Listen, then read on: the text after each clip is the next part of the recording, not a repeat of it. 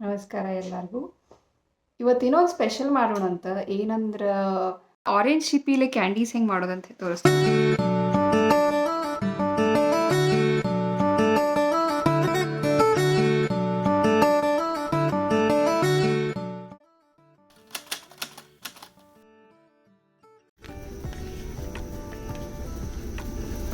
ಹಿಂಗೆ ಸಿಪ್ಪಿ ನಾನು ಪಲ್ಪ್ಲೆ ಸಪ್ರೇಟ್ ಮಾಡಿ ತೊಳೆದು ತೆಗೆದಿಟ್ಕೊಂಡೀನಿ.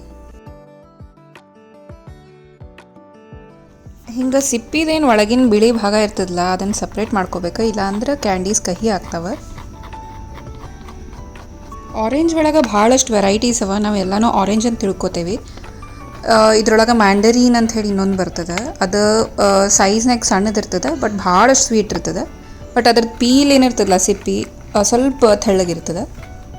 ಆಮೇಲೆ ಟ್ಯಾಂಗರೀನ್ ಅಂತ ಏನಿರ್ತದಲ್ಲ ಅದು ಮ್ಯಾಂಡರೀನ್ ಥರನೇ, ಬಟ್ ಸ್ವಲ್ಪ ಸ್ಟ್ರಾಂಗ್ ಫ್ಲೇವರ್ ಇರ್ತದೆ. ಪೀಲ್ನೂ ಸಾಫ್ಟ್ ಇರ್ತದೆ ಅದ್ರದ್ದು. ಯಾವ ಥರ ಸಿಪ್ಪಿಲೇನು ಕ್ಯಾಂಡೀಸ್ ಮಾಡ್ಬೋದು. ನಾನು ಮ್ಯಾಂಡರೀನ್ ತೊಗೊಂಡೇನಿ. ಹಿಂಗೆ ಸಣ್ಣಾಗಿ ಉದ್ದುದಾಗಿ ಕಟ್ ಮಾಡ್ಕೊಳ್ಳೋಣಂತ.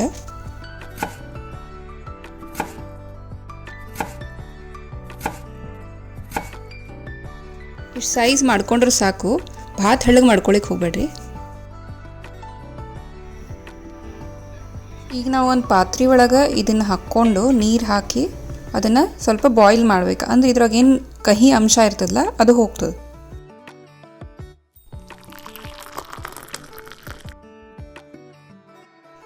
ನೀರಿನಾಗ ಸ್ವಲ್ಪ ಉಪ್ಪು ಹಾಕೋಣಂತೆ.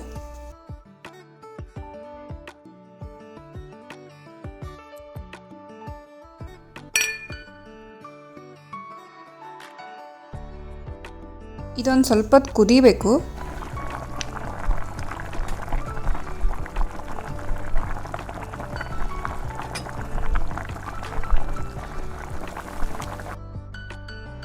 ಆಮೇಲೆ ಇದನ್ನು ತೆಗೆದು ಒಂದು ಸಣ್ಣ ಪಾತ್ರೆ ಒಳಗೆ ತಣ್ಣೀರು ಹಾಕಿ ಅದ್ರೊಳಗೆ ಹಾಕೋಣಂತ.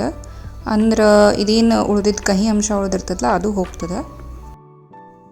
ಇದು ಸ್ವಲ್ಪ ಆರಿದ ಮೇಲೆ ಇದನ್ನು ಒಂದು ಪಾತ್ರೆಗೆ ತಗೊಳ್ಳೋಣಂತ.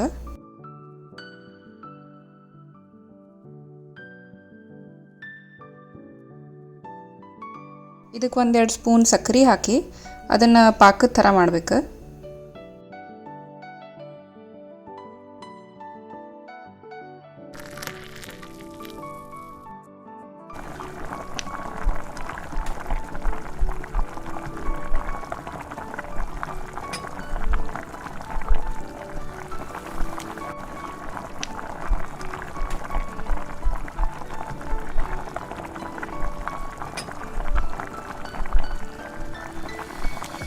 ಹಿಂಗೆ ಅಷ್ಟು ನೀರು ಇವ್ಯಾಪರೇಟ್ ಆಗ್ತದೆ.